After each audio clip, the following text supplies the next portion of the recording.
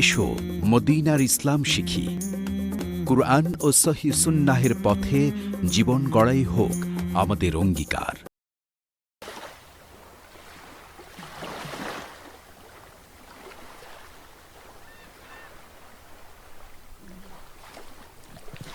সুপ্রিয় বন্ধুগণ, আমি এখন যেখানে দাঁড়িয়ে আছি আপনারা দেখতেছেন অথই পানি, সাগর পার।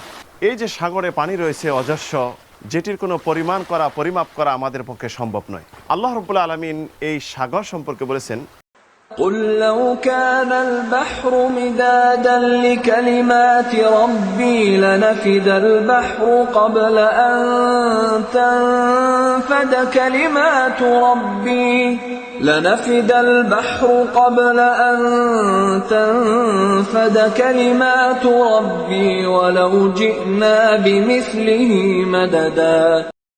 হে নবী, আপনি বলে দিন, এই সাগরের পানি যদি কালি হয়, আল্লাহ রাব্বুল আলামিনের বাণী লিখতে লিখতে কালি শেষ হয়ে যাবে, তারপর আল্লাহর বাণী, আল্লাহর গুণ এবং তার নিয়ামত লেখা শেষ হবে না, যদিও এর সাহায্যের জন্য অন্য একটি সাগর নিয়ে আসা হয়। এখানে আল্লাহ রাব্বুল আলামিনের যে নিয়ামত, তার গুণ, তার বাণী পরিমাণ দেখানো হয়েছে। অন্যত্র আল্লাহ রাব্বুল আলামিন সূরাতুল লোকমানে ঘোষণা করেন, ولو أن ما في الأرض من شجرة أقلام والبحر يمده من بعده 7 أبحر ما نفدت كلمات الله إن الله عزيز حكيم। পৃথিবীতে যত বৃক্ষরাজি আছে তা যদি কলম বানানো হয়, সাগর যত পানি রয়েছে, পানিকে যদি কালি করা হয়, এর সাহায্যার্থে যদি আরও 7টি সাগর যুক্ত হয়, তারপরেও সাগরে পানি নিঃশেষ হয়ে যাবে, কলম ভেঙে যাবে, আল্লাহ রাব্বুল আলামিনের নিয়ামত লেখা শেষ হবে না। সুপ্রিয় বন্ধুগণ, আমরা অসংখ্য নিয়ামতের মাঝে রয়েছি, যেই নিয়ামতের কখনো আমরা অনুধাবন করতে পারবো না এই সামান্য ব্রেন দিয়ে, যে আমরা কত নিয়ামত আল্লাহর ভোগ করতেছি। আমরা যদি চিন্তা করি যে আমাদের শরীরের নিয়ামত, আল্লাহ রাব্বুল আলামিন আমাদেরকে সুস্বাস্থ্য দিয়েছেন, নিরাপদ দিয়েছেন, চলাফেরার ক্ষমতা দিয়েছেন, 2টি চক্ষু দিয়েছেন, 2টি কর্ণ দিয়েছেন, হাত দিয়েছেন যেটি আমরা দিয়ে কাজকর্ম করতেছি, পা দিয়েছেন এদিক সেদিক চলাফেরা করতেছি। এই যে নিয়ামত, একজন মুসলিম যদি আল্লাহর কথা চিন্তা করে, তার শরীরকে যদি সে নিয়ে ভাবে, তাহলে তার জন্যই যথেষ্ট আল্লাহ রাব্বুল আলামিনের নিয়ামতের শুকরিয়া করার জন্য। প্রিয় বন্ধুগণ, আমরা পৃথিবীতে বিভিন্ন সমস্যায় ভুগতেছি। বর্তমানে যেটা ভুগতেছি, আমাদের এখন দেখা যাচ্ছে বাজারে অস্থিরতা ভাব, জিনিসের দাম ঊর্ধ্বগতি, চাকরিহীনতা, কর্ম নাই, খাদ্যর সংকীর্ণতা, পারিবারিক সমস্যা। এই যে সমস্যাগুলি আমরা বর্তমানে যেটি আজ করতেছি, আমরা যদি একটু চিন্তা করি, এই সমস্যার জন্য দায়ী আমরাই। কারণ আল্লাহ রাব্বুল আলামিন সব কিছু নিয়ামতে পরিপূর্ণ করার পরেও যখন আমরা আল্লাহর শুকরিয়া থেকে আমরা দূরে চলে গেছি, নিয়ামতের অবজ্ঞা যখন করেছি, মহান রব্বুল আলামিন তখন আমাদের উপর গজব চাপিয়ে দিয়েছেন। আমাদের পাপের কারণে যত গজব আসে, যত অস্থিরতা আসে, আমাদের হাতের পুঁজি, আমাদের হাতের কামাই। প্রিয় বন্ধুগণ, সবসময় মনে রাখবেন, সবচেয়ে বড় আল্লাহর নিয়ামত হলো ইসলাম, ইমান। ইসলাম এবং ইমানের পরে সবচেয়ে যেটা নিয়ামতের মধ্যে আমরা রয়েছি, নিরাপত্তা। দেখুন, নিরাপদ জীবনযাপন এমন নয় আমাদেরকে কেউ এসে মেরে ফেলতেছে, কেউ এসে হামলা করতেছে, আক্রমণ করতেছে, আমাদের ধন সম্পদ সব লুটে নিয়ে যাচ্ছে, এমন নয় আমাদের মান সম্মান হানিতে আঘাত করতেছে। এমনইভাবে আসুন আমরা নিয়ামত ভোগ করতেছি, সুস্বাস্থ্য জীবন, সুস্থতা, এই সবচেয়ে বড় নিয়ামত। মনে করবেন, কিছু না হলে তো একদিনের খাবারের পুঁজি রয়েছে, পকেটে অর্থ রয়েছে, সকালে নাস্তা করার পয়সা রয়েছে, দুপুরে খাওয়ার আয়োজন রয়েছে, রাত্রের খাওয়ার আয়োজন রয়েছে। এইটুকু যদি আমরা ভাবি, এটুকু আমাদের জন্য শুকরিয়ার জন্য, আল্লাহকে চিনার জন্য যথেষ্ট, এবং পরিপূর্ণ নিয়ামত আমরা পেয়েছি এইটাই অনুভব করার জন্য যথেষ্ট। একজন মুসলিম তার উচিত ভবিষ্যৎ নিয়ে নেওয়া ভাবা, কারণ সব কিছু আল্লাহর হাতে। আল্লাহ রাব্বুল আলামিন রিজিকের জিম্মা নিয়েছেন, সুন্দর জীবন, গ্যারান্টিময় জীবন দেওয়ার জিম্মা নিয়েছেন। একজন মুসলিমকে সম্মানিত করবেন, সম্মানে রিজিক দিবেন, এটা জিম্মা নিয়েছেন।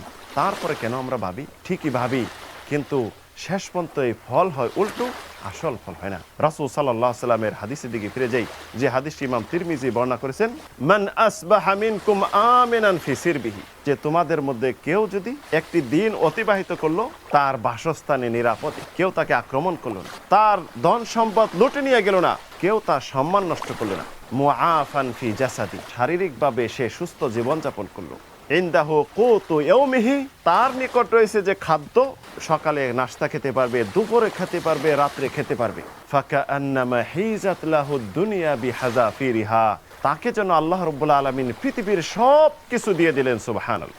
আমরা যে চিন্তা করি এখন নিরাপদ জীবন, ইসলাম ইমানের পরে সবচেয়ে বড় যেটা আল্লাহর নিয়ামত, নিরাপদ, সহি সালামতে নিরাপদে থাকা।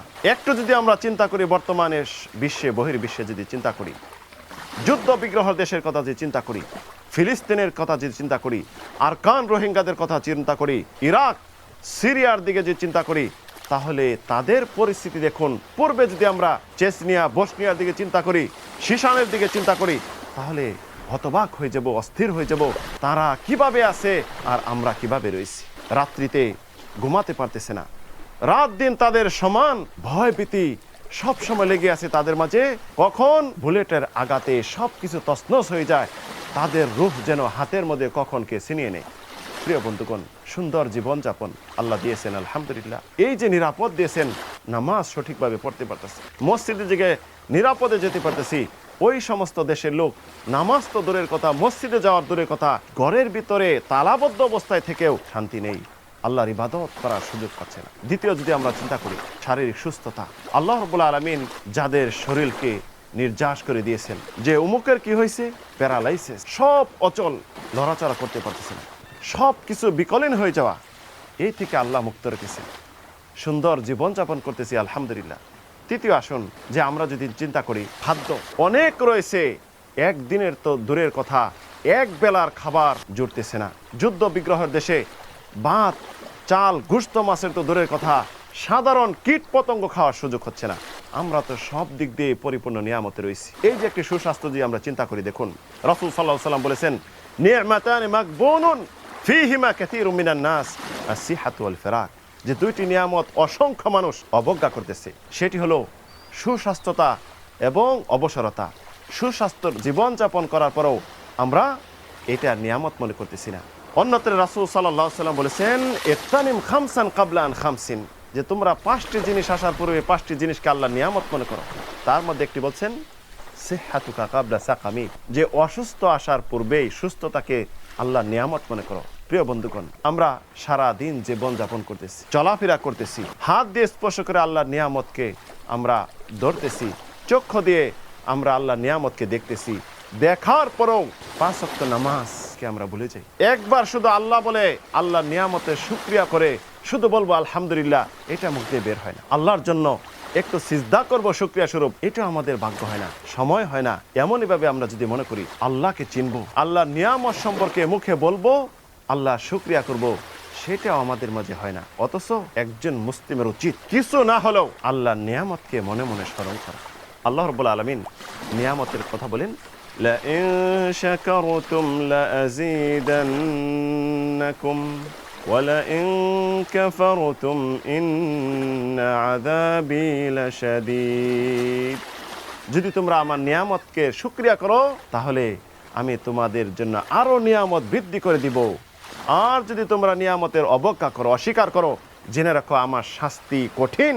দুনিয়ার শাস্তি হলো আল্লাহ রাব্বুল আলামিন বিভিন্ন বিপদ আপদ, বালা মুসিবত এবং বাজারের ঊর্ধ্বগতি, দাম চড়া, সব কিছু বৃদ্ধি, এভাবে দিবেন শাস্তি, আর আখেরাতে রয়েছে শাস্তি। প্রিয় বন্ধুগণ, আসুন আমরা একটু যদি চিন্তা করি, এই যে আল্লাহ নিয়ামত দিয়েছেন, চোখের নিয়ামত, কতজন রয়েছেন চোখ দিয়ে ভালো কিছু দেখেছেন, কত সময় চিন্তা করুন। কর্ণের নিয়ামত, যাদের আল্লাহ বধির বানাইছে, কিছু শুনে না, তাদেরকে চিন্তা করুন। মুখ বুবা বানাইছে, কথা বলতে পারে না, চক্ষু অন্ধ বানাইছে, দেখতে পারে না, হাত বিকলাঙ্গ, পা বিকলাঙ্গ, তাদের দিকে খেয়াল করে একটু চিন্তা করুন। তাদের পরিস্থিতি গিয়ে আমাদের পরিস্থিতি, সারাদিন শ্রম দেই, সুযোগ পেলেই অবসর সময়টা আল্লাহকে তো স্মরণ করবো দূরের কথা, বর্তমানে স্মার্টফোন, এটা হলো নষ্টা ফোন মনে করব, এটা নিয়ে বসে যাই। এই হাত দিয়ে স্পষ্ট করতেছি, বটনগুলি টিপতেছি, ইউটিউবে ঢুকতেছি, অসংখ্যবার খারাপ কিছু দেখতেছি, চোখের আমরা পাপ করতেছি, হাতের পাপ করতেছি, ব্রেনের পাপ করতেছি, কানের পাপ করতেছি, অসংখ্যবার এই খারাপগুলি শুনতেছি, দেখতেছি। প্রিয় বন্ধুগণ, সব সময় মনে রাখবেন, আপনার আমার ব্রেন, শক্তি, শরীর সবকিছু মহান রব্বুল আলামিনের হাতে। সেকেন্ডের মাঝে তিনি সচল করতে পারেন, সেকেন্ডের মাঝে অচল করে বিকল করে সব নিয়ে যেতে পারেন। রূহ যেটি রয়েছে, আত্মা আল্লাহ দিয়েছেন, কখন নিয়ে যাবেন, কখন এই খাঁচা থেকে চলে যাবে আমরা যেটি কখনো ধরতেও পারবো না। তাই প্রিয় বন্ধুগণ, সর্বদা মৃত্যুর কথা স্মরণ করুন। রাসূল সাল্লাল্লাহু আলাইহি ওয়াসাল্লাম বলেন, আকসিরু হাজিমুল লাজ্জাত, যে তোমরা সব সময় মৃত্যুর কথা স্মরণ করো, যেটি আনন্দ উল্লাস সবকিছু নষ্ট করে দেবে সেটার কথা স্মরণ করো। সাহাবীরা যখন প্রশ্ন, এটা কি? রাসূল বললেন, মৃত্যু। প্রিয় বন্ধুগণ, আসুন আল্লাহর নিয়ামতের শুকরিয়া করি। অসংখ্য নিয়ামত অনুধাবন করতেছি, এটির কৃতজ্ঞতা প্রকাশ করি। আল্লাহ রাব্বুল আলামিনের জন্য সর্বদা আমরা প্রস্তুত থাকি তার নিয়ামতের শুকরিয়া করার জন্য, তার ইবাদত করার জন্য, এবং তার নিয়ামতকে আমরা মুখে প্রকাশ করার জন্য, অন্তরে প্রকাশ করার জন্য। আল্লাহ রাব্বুল আলামিন আমাদেরকে তৌফিক দিন। আমিন, আল্লাহুম্মা আমিন। ওয়া আখিরু দাওয়ানা আনিল হামদুলিল্লাহি রাব্বিল আলামিন।